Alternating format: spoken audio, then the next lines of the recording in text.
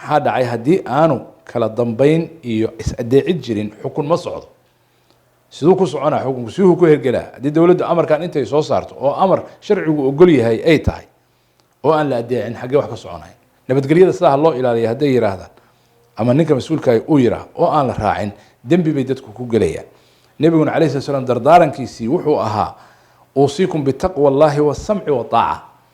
waxaan idin farayaa ummad yahay ummadda muslimka ula dardaarmaya inaad ilaahay ka baqdaan.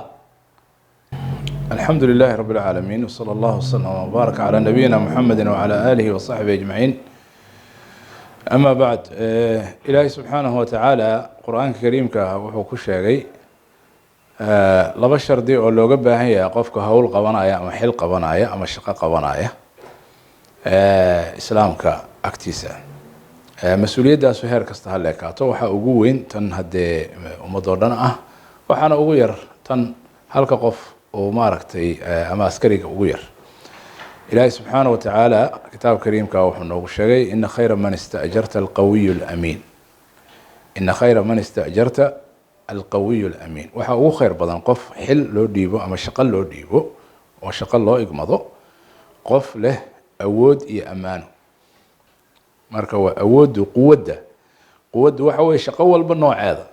haday tahay mid military iyo ciidan waa inuu khibrad dagaalka iyo aqoonta militariga iyo waxa uu leeyahay haday tahay shaqo siyaasadeed waa inuu siyaasadda iyo maamulka iyo nidaamkeeda aqoon dheer u leeyahay oo awood u leeyahay fuliyo oo geesinimadeeda iyo go'aankeeda iyo maaragtay nidaamka u leeyahay saas oo kale hadduu maaliyadda iyo xisaabta iyo waxaas ay tahay waa inuu aqoonteeda iyo awooddeeda leeyahay iyo ammaano oo mid walba la socota. ammaanaduna waxa weeye inuu xilkii sidii la rabay u guto. إن الله يأمركم أن تؤدوا الأمانات إلى أهلها. أيها الله سبحانه وتعالى آيات كلا ليه يعني ذاتك أمانة إدين ديبتي أم إدين ديبتي وإنا السيدة أقدان هذا وحبك الناقصين والذين هم لأماناتهم وعهدهم راعون. ذاتك مؤمنين تا أما ذاتك مسلمين تا صفوين كودي استاموه وحكم إذا إنا إلاليان أمانة لو ديبي ودي حلالك يقوم مهم سنتهي iyo ballamaha ay galaan inay oofiyaan. marka shardiga ugu weyn labada shardi baa ugu muhiimsan. shardiyo kale badan soo raacaya marka oo ah shuurada oo kale inuu la tashado dadka. nabiga calayhi salaam hogaamiyo ahaa nabina waa ahaa ummadana mas'uul ka ahaa. ilaahay subxaanahu wa ta'aala wuxuu ku yiri washaawirhum fil amri weydii talada weydii oo talada la qaybso asxaabtaada isagoo waxay ku soo degayo way ogow ilaahay xaqiisa looga waxyoonaya haddana waxa la leeyahay washaawirhum fil amri hatta haday dambiye galaan oo qaladaad galaan ma keenayso inaan la tashan ummadiisa inuu la tashado dadkiisa la tashado ninka madaxda ah khaasatan dadka ahlu ra'yiga ah culimada ah aqoon-yahanka ah khubarada ah waayo aragga ah waxa la rabaa inuu majliskiisa ay u bataan dadkaas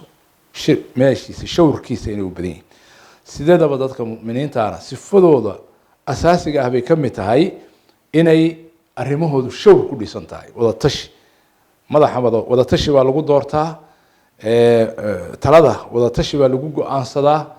dagaal tashi baa lagu galaa nabad tashi baa lagu galaa go'aanada waaweyn tashi baa lagu galaa wa amruhum shura baynahum buu yiri ilaahay subhanahu wa ta'ala. dadka mu'miniinta sifadooda asaasiga waxa weeye in arrimahoodu ay shawr tashi inay ku dhisan tahay. qofka ummadda hoggaanka u ah sida aan sheegnay waxay inuu xilkiisa ammaano ku gutaa taas waa xagga gudashada xilka waa inuu si aqoon leh ku gutaa oo dabcan aqoontaas de waxa ka mid ah dad muslimiin maamulaya aqoon waa inuu leeyahay diintii inuu kitaabka ilaahay u leeyahay waa inuu sunnada nabiga calayhi salaam u leeyahay.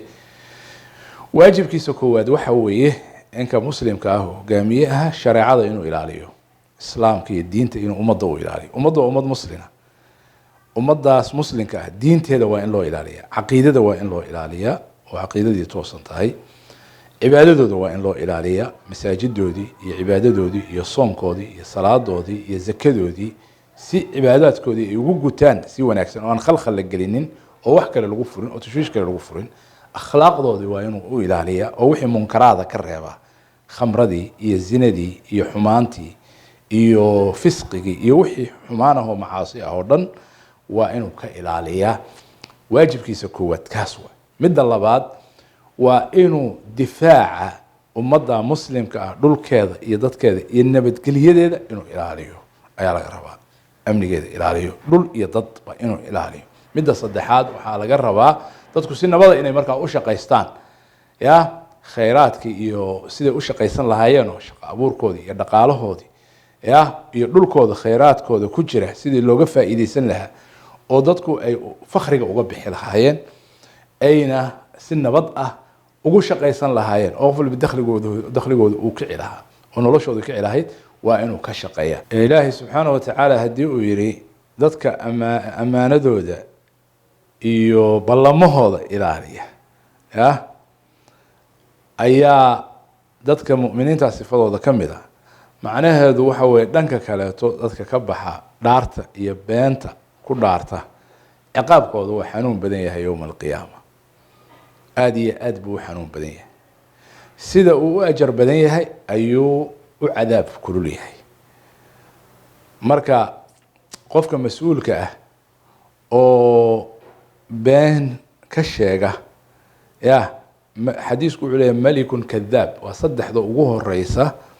oo naarta lagu shido oo ilaahay wejigiisa aanu arkin oo ilaahay aanu la hadlin. halaatatun laa yukalimuhum allahu yowma alqiyaama, ya maxna kama aqbalo. waxaa ka mid ah malikun kadaab, qof oo masalan mas-uul ah oo been sheega, xilkiisi been ha ka sheego, ummadda shaqadii uu qabanayay aan sheegnay been ha ka sheego, ya ha ka baxo ballamadeeda. marka taasuna waa mas-uuliyad xumo. islaamku wuxuu ka rabaa qofka marka horeba xilka inaanu doonan haddaanu ka bixi karin. sideedana maba la doonto waa mas-uuliyad. nebigu calayhi salaam wuxuu yidhi inaha amaana wa inaha yowma alqiyaamati khizyun wanadaam. mas-uuliyaddu iyo xilku waa ammaano, yowma alqiyaamana waa hoog iyo qoomamo. marka shaki kama jiro inay dad badani ka qoomameynayaan gudasho la-aanta mas-uuliyaddaas. ilaahay subxaanahu watacaala mas-uuliyadda waa kala qaybiyey. sida looga rabo madaxda ama dadka mas-uulka ah ummadda u ah heer kastaba ha joogaani. in allaha ya'murukum an tu'addu lamaanaati ilaa ahliha waidaa xakamtum bayna annaasi an taxkumuu bilcadl. inay cadaaladna xukumaan, ammaanadana gutaan sida looga rabo iyaga ayaa shacabkana waxaa looga rabaa. yaa ayuha aladiina aamanuu atiicu llaha wa atiicu rasuula wa uli lamri minkum. inay dadka mas-uuliyadda iyo xilka u haya ay wixii ilaahay subxaanahu watacaala u ogol yahay ay ku adeecaan, waana waajib taas. maxaa dhacay haddii aanu kala dambeyn iyo is-adeecid jirin xukun ma socdo. siduu ku soconaa xukunku? siduu ku hergelaa haddii dowladdu amarkan intay soo saarto oo amar sharcigu ogol yahay ay tahay oo aan la adeecin, xaggee wax ka soconayn? nabadgelyada sidaa loo ilaaliya hadday yihaahdaan ama ninka mas-uulka uu yiraah oo aan la raacin, dembi bay dadku ku gelayaan. nebiguna calayhi salatu salaam dardaarankiisii wuxuu ahaa uusiikum bitaqwa allahi wasamci wataaca. waxaan idin farayaa ummad yahay, ummadda muslimka ula dardaarmaya inaad ilaahay ka baqdaan, aadna ismaqashaan oo is adeecdaan. marka in la adeeco madaxda wixii daacada ilaahay ah waa waajib wey, maaha sunno. maxaa dhacay? ama arrimi ma soconayso haddii kale. wax soconaya ma jiraan, kala dambeyn la-aan iyo is adeecid la-aan. laakiin daacadaas waxay ku xiran tahay fi taacati illahi wa taacati rasuulihi. hadday macsiyo amraan, khamriga ha la cabo ama dukaamadiisa ha la furo, laguma adeecayo taas. wixii yani macsiya laguma adeecayo. laakiin daacadu waa taacatu llahi wa rasuulihi. wixii ay amraan oo sharciga waafaqsan waa waajib in lagu adeeco. ilaahay wuxuu necab yahay qofka alfaaxish albadii. faaxishku waxa weye qofka dembiyada badan ya oo hadalka xun. albadii waa qofka hadalada xunxun ee cayda ah doorta. ilaahay subxana watacaala dadka oo dhan wuxuu leeyay waquluu linnaasi xusna. dadka oo dhan gaal iyo muslim hadal wanaagsan kula hadla. qofka muslimka ay qof caytama maaha sidiis, qof afxunna maaha. laysa almu'minu billacaan, ya ma aha qofka mu'minka qof wax lacnada. qofka muslimka ay ma aha qof wax caaya. qofka muslimka ay ma aha qof afxun maaha. saas darteed caydu waa reebanta hadday tahay qof madaxa hadday tahay qof culimo ah hadday tahay qof maqaam lana way kasii daranta dadkaas waxay mudan yihiin ixtiraam waxay mudan yihiin qadarin sideedana qofka xadaarada yani iyo ilbaxnimada bay waxay ka mid tahay qofka haddaad xataa ra'yiga ku khilaafsan tahay ya waxa ilaahay ka dhigay uma diidi kartid adiga moogta hadda gaalada soomaadan arkin isagoo Trump khilaafsan ama isagoo oo maaragtay Bill Clinton khilaafsan Mr President oran uma diidi kartid madaxweyne waaye mala ka qaadaya respect way laakiin ra'yiga ku khilaafi kartaa oo maaragtay madaxweyne ama mudane hadalkaasi hadalkaasu aniga uu ila qaldan yahay waa dhihi kartaa waajibkaas mudane waa laga gaabiyey waa dhihi kartaa hadalkaas ma go-aankaas aad qaadatay mudane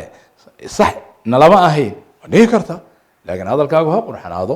ama cayda iyo faxashada dadkaas waa dadka fasaqada fiican ma waxas qofka yani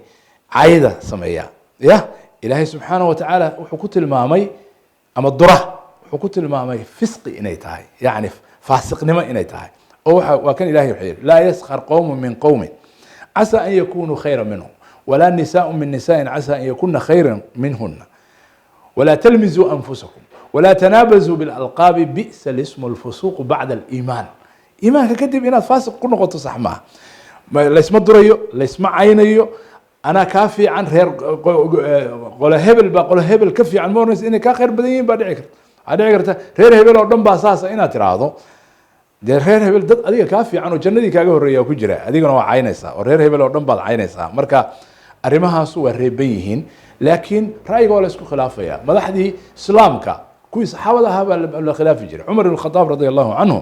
isagoo mimbarka taagan baa laga sheekeeya ayaa u khudbeeyey markuu khudbeeyey oo ismacu wa adiicu yiri wax maqla oo wax adeeca baa nin wuxuu yiri bay yidhaah kuna maqli mayno kuna adeeci mayno maxaa dhacay buu yiri shalay wuxuu yiri dharkii la qaybiyey qaniimada ahaa hal go' baa nagu soo aaday adigana laba go' baa kaa muuqda fiiri hadda nabi waxaa lagu qabsanayaa ninkii madaxda ahaa oo ummadda u sarreeyey oo khaliifada ahaa laba go' baa qaadatay laba gaari baa qaadatay masalan waa lagu qabsanaya nasiibkii yani maaliyaddii ummadda in aan ku banaanayn baad ka qaadatay marka waad ku qabsan kartaa haddaad tiraa niyo wasiirka ah hantidii qaranka adiga waxaad wadataa masalan gaari saas ah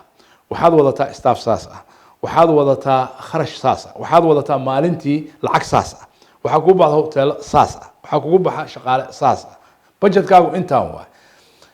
qofkan kaleeto oo ummadii ka midana ma uyan helin adigu inta mukhasasaad aad heshay ama si gaara adiga kaliga aad u heshay wixii shaqadu ay leedahay waa meeshaad may fahmaysaa shaqadu waxyaalo ay leedahay baa jirta oo qofka dee gaari u raaco iyo yani kharashkiisa mas-uul laga yahay iyo mushaharkiisa iyo laakiin fakfakda badan anigana aanan waxba iga soo gaarin hantidii aan ummadda wax ku lahaa oo miskiinka uu gaajo u dhimanayo isma qabanayso ninkii marka wuxuu ku yidhi laba go' baa adiga qaadatay annagana hal go' baa nagu soo aaday see ku dhacda muu dhihin warqabta oo xira tuuga been buu sheegaya ma annagaa wax dhahan ma dhihine wuxuu yidhi cabdullaahi ibni cumar wiilkiisi istaag markaasuu istaagay markaasuu yidhi go-aan labaad meeshuu ka yimi u sheeg dadkan markaasuu yidhi hal go' baa kugu soo aaday nin dheer baa tahay oo hal go' aanu ku filnayn go-aygii waa wiilkiisi go-aygii baan aniga ku siiyey labada go' aa gashanta midna waa kaygii midna waa kaagii markaasuu ninkii aamusay wuxuu yidhi hadda noo sheeg waan maqlaynaa waana adeecaynaa transparency baa la yidhahdaa luqada cusub ama afka qalaad waa in wax walba daah furan yihiin horka qofka tuhun qaldan oo aan xaqiiqo loo hayn in la iskaga tuhmo ma aha in la iskaga tuhmo qofna muslima laguma tuhmi karo ama xataa gaal ah ظلمي cidna looma ogola inaad wax ku dulmiso laakiin si guud ahaaneed waxaa la ogyahay si guud ahaaneed africa guud ahaan dalalka maaragtay hadda soo koraya oo soomaaliya ay ka mid tahay corruption badani inuu ka jiro musuq maasuq xun inuu ka jiro dadkuna indhay leeyihiin dhegana waa leeyihin waxay ku arkayaan adiga oo shalay wasiir ahaa shilin aan haysan maantana 10 guri baad yeelatay 3 guri baad yeelatay nairobi baad ka iibsatay istanbul baad ka iibsatay dubai baad ka iibsatay xageed ka keentay shalay waxba maadan haysan tuhmadu marka ay leedahay marka daliil leedahay ama wada la raaco leedahay marinkeeda ay leedahay oo garbe noqonaysa ilaahay subxaanahu wa tacaala wuxuu wala tufsiduu fi lardi بعد إصلاحها معاصي ودم وفساد. ظهر الفساد في البر والبحر بما كسبت أيدي الناس. ضدك ليفك يجستني معاصي يجستين بدولك لفس هذه فساد مركا أي دعوة حتى يدا أما وحلا حضو وحلا دعوة فساد. تالله ما جئنا لنفسد في الأرض وما كنا سارقين. ما نهين تدوى حضي ودولك فسهادي قفك وحضي وحبو فسهادي يا أتجعل فيها من يفسد فيها ويسفك الدماء. ديجا مركا لا داديو حق دردا وفسهادين دولك لا فسهادي سيدا دولك أنا كده عيس مركو واحد لي وحبي فسهادين أيان كوا حضي وحبي فسهادين أيان فساد وهي corruption وهي كوا تجارة قلتك سمينا فسهادين ودولك سمينا يعني دي راشن دعي علاب دعي كونتراجي أنا حق لهين إيه قاتان إيو وأن لا ترتمين إيو كل فساد واي دولك ولا فسهادين أفعل واي قفك كلا ترتمين أرضيجا إسكولر شيبكي سلقة دعي فسهادين واي maamulka la xumeeyay fasahaadin waay eexda loo kala eexday fasahaadin waay corruption waay waxa soo dhan qof booskiisi aan ahayn ida wusida al-amru ila qayri ahliha fantadir as-saa'a saacadii baa qiyaami inuu kacoob ku dhowdahay mar hadii qof aan meesha u qalmin aad geyso askari haduu yahay agaasime haduu yahay wasiir haduu yahay xildhibaan haduu yahay qof aan u qalmin mas'uuliyadan oo ka soo bixi karin hadaad siiso min ajli qabiila aw siiso ama saaxiibtinimo aad u siiso corruption waay waxa laga yaabaa qofku inaanu isagu iskiis lacag qaadan ama lacag xadin hantida qaran laakiin qof aan u qalmin uu mas'uuliyad khatar geeyo waa fasaad waay corruption waay meesha ku weynaa qof aan xilka u qalmin inuu meesha ku daayo qof wax fasaadina inuu meesha ku daayo qof xilka si qaldan u sameeynaa inuu meesha fasaad ku daayo mid isagu xadaaya inuu meesha ku daawado min ajli ama qaraabanimo ama saaxiibtinimo ama dan kale uu ka leeyahay ama waxa way reer hebel weeyo reer hebel aniga ma taaban karo ama waxa way codkiisaan u baahanahay oo hadhow waxaan rabaa meesha inuu vote-ka isiiyo baan u baahanahay saas darteed ummadda ha fasaadiyo waxa soo dhamay waa corruption marka corruption-ku waa anwaac badan yahay mid muuqda iyo mid dadban intaba waa leeyahay dhammaantiis waa reeban wadamadan iyo wadankeenu ka mid yahay waxyaalaha ay la dhaqaaqi kari laayihiin arrimahaas waa corruption-ka oo meel walba galay corruption dadku waxay u maleeyaan kaliya lacag la dhaco kaliya lacagta la dhaca waa nooc ka mid mas'uuliyadda oo qof xun loo dhiibaa waa corruption ugu xun dadka aan la tartansiinin waa corruption ugu xun mu'assasad marka la dhisayo ama wasaarad la dhisayo waa in la marsiiyaa imtixaan gaar ah in la marsiiyo qofkii imtixaanka ku baasa ahna wasaa joogo kii aan ku baasin banaanka loo tuuraya ama walaalka aado ama idarka aado masaaxiibka ha ahaado waa inuu jira standard dadka lagu kala saaro hadii aanu kaasu jirin corruption bay noqonaysaa marka ninkan mas'uuliyadda aad u dhiibtay oo aan ummadii hantideedii ka faa'iideyn karin مثلا wasiir baad ka dhigtay wadankeenu waa wadan khayraad badan shaqadiisu waxa la rabaa inay noqoto suu khayraadkan iyo adduunkan isu waafajin lahaa dadkan uga faa'iideyn lahaa oo wuxuu soo saari lahaa hadaan soo saari karin adiga ka mas'uul ah wixii ku dhacay mas'uulka ugu sareeya ka mas'uul marka corruption-ku inuu jiro leesma weydiinayo maxaa dhacay leesu weydiineen maxaa dhacay oo 30 sano wadamada Afrikaan kamid oo Kenya kamid yahay jid looga laayay oo airport looga laayay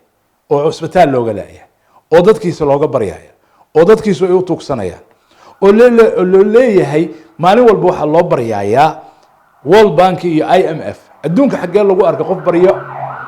baryo wax ku noqda xagee adduunka lagu arko ma la keeni karaa wadan adduunka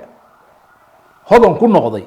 oo ku horumaray علشان World Bank iyo IMF iyo UN iyo NGOs baa wax siiyay maya lama soo sheegi karo adduunka Soomaaliyana waa kamidoo kuma noqon karto hodan baryo hanti baa Ilaahay siiyay dadka mas'uuliyiinta iyo dadka shaqeynaya waxa waajib ku ah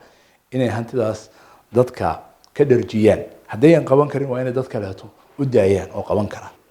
in qof aan arrimaha u qalmin oo ka hadlo arrimo waaweyn oo umadeed oo masiir uu ka hadlo nabiga cali sallallahu hore u sheegay ya wayantiqu rawaya bidhah buu yiri way badaw qofka yaani aadka u qiimaha aan qiimo lahayn arrimo waaweyn oo umadeed ka hadlaya oo umada nabadeeda iyo maslaxadeeda iyo maamulkeeda iyo jiritaankeeda ka hadlaya taas marka waa shay jiro cidna afka lama qaban karo laakiin nidaam iyo kala dambeyn baa jirta waxyaalo qofku haduu ku dhaco dawlad waa inay haybad leedahay يعني زمنك عمر بن الخطاب رضي الله عنه نين وحا جري wuxuu doono iskaga hadlo oo wuxuu doono ku caytamo marka dhingad buu la dhacay dhingad uu ciqaabay yani ciqaabti markuu mariyay wuxuu yiri shaydaankii madaxayga ku jiray waa iga baxay ya amiir almu'miniin hadda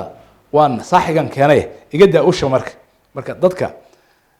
qaar baa ul u baahan lan iska yani waxa weeye waa qof safiih ah oo macaytamaayo wuxuu doono sameeyay waxa nidaam ogolayn sameeyay sharci ogolayn kuwaas oo kaleeto in la aamusiyo u baahan laakiin dadka adiga afka ma qaban kartid qof walba oo hadli kara xor waaye ra'yigiisa uu hadli karaa taas waxa weeye mid makfuula islaamka anninku madaxa ahaado culimaha ahaado wax walba waa loo sheegi karaa xagga talada xaqiiqatan taladu waxa weeye in horta ilaahay subxaanahu wa tacaala laga boqo ama ha noqoto maamul qaran ama ha noqdo maamul gobol waxaan ugu yeerayaa dhammaantood ugu naseeya iyo culimada iyo dadka waxgaradka ah waxaan ugu yeeri on aan naftayda iyaga ugu naseexayn in ilaahay looga boqo midda labaadna dad muslim aan nahay sharciga islaamka in loo noqdo wax walba oo shareecadii ilaahay subxaanahu wa tacaala la hirgeliyo يعني محاضرتي حاليا كجدي كيف تم مقليسة ثم جعلناك على شريعة من الأمر فاتبعها إلهي شرع ونسو دجيي لما يسترن أو مقله أو نلش دين أول بس عادة دي وناجد الوجار أو شرع الإسلام كتاب كأي سنة وإني مدحضو أي هرجليان وإني كل واقعان وإني دتك أشيغان إني كخجلان ما مسلمين تو إني كخجلان أما كله لحظان شرع الإسلام إني hirgelinayaan ama dabaqayaan ama hirgelinayaan oo socodsiinayaan oo wax ku maamulayaan arin adduunka cidi u diidi karto ma aha maxaa dhaca anu muslim baan ahay muslimna waan maamulaa islaamku ma dhaqmi kartid cidina ima oran karto laakiin adduunka anaga waxa noo dhaxeeya tacaawun iskaashi wada heshiisyo waxa soo dhan islaamku uu ogol yahay wixii maslaxad muslimiinta u ah cidna aniga dagaal kuma wado cidna aniga maaragtay colaad kuma wado adduunka oo dhan heshiis baan la ahay cidii heshiis ila ah oo iyadoo aan ila dagaalamay aynu dhibayn laakiin aniga umurtayda xaq baan u leeyahay inaan ku dhaqmo islaamkay laakiin haddii la waayo taas waxay noqonaysaa dad kale inay sheegtaan inay iyagu islaamkii hirgelinayaan si qaladanna u socdaan wayna dhacaysaa haddii dowladdii iyo mas-uuliyiintii iyaga islaamkii laga waayo oo shareecadii laga waayo marka waa inay dhammaan odayaal iyo gobollo iyo madaxba ay sharciga islaamka u hoggaansamaan ilaahay uu yiri fattabi'ha raac midda saddexaad ugu dardaarmay waxa weeye dadku inay wada hadal iyo iskaashi iyo isfaham iyo nabadgeliyo in la abuuro maamul goboleedyadu annagu 100 madax ma yeelan karno wadanku hal madax inuu yeesho kaliya waana leeyahay hal madax buu leeyahay lama sinna wadan la wada siman yahay law kana fiihima aalihatun ila allah la fasadata adduunkaanu haddii laba ilaah uu leeyahay waa burburi lahaa cirkuna ma dhisnaadeen dhulkuna ma dhisnaadeen buu yiri ilaahay subxaanahu wadana ma dhismo 10 madax haduu leeyahay ma dhismi karo mana socon karo nabadgelyana kama dhici karto horumarna kama dhici karo wadanku waa inuu hal madax leeyahay laga dambeeyo qof walbina magaciisa u qaato hadda mesela adduunku way ka jirtaa federaalka xataa annaga si qalad ah u fahmin mareykanku wadanka adduunka ugu weyn waay federaal waaye Soomaaliya federal government baa la dawladda federaalka hal madax beelweynay bay leedahay oo Mareykanka oo dhan kontonka state konton dawladood sida Afrika way bay laagtay Mareykan hal madaxweyne waa Trump uu baad maqashaa Soomaaliya ma taqaana governorka California ma taqaana governorka Nebraska ma taqaana governorka New York ma taqaana governorka Indiana ma taqaana ama state kasta soo qabo ma taqaana governorkiisa yani gobernatoraha ama brasaf ma taqaana adi wadamadaas gobol kamida gobolka Mareykanka Afrika oo dhan uu ka qanisan yahay California governorkeedu wuxuu maamulaa budget ka badan wadanka France oo ka badan lamana maqlo annaga laakiin kii tuule xukumaa wuxuu rabaa inuu isagu dibadaha iyo meel walba wareego meel walba istaago meel walba la yiraahdo marka ma soconayso dhammaan waxaan ugu yeeray inuu midowno oo hal madax inuu ka dambayno isaguna uu wadanka horumarkiisa iyo nabadgelyadiisa iyo barwaaqadiisa uu ka shaqeeyo dadka wanaagsan xilka uu dooro hadduu sameyn waayana qof kale taa maaragtay meesha imanayo sameyn kara ilaahay tawfiiqdana waafaji السلام ورحمة الله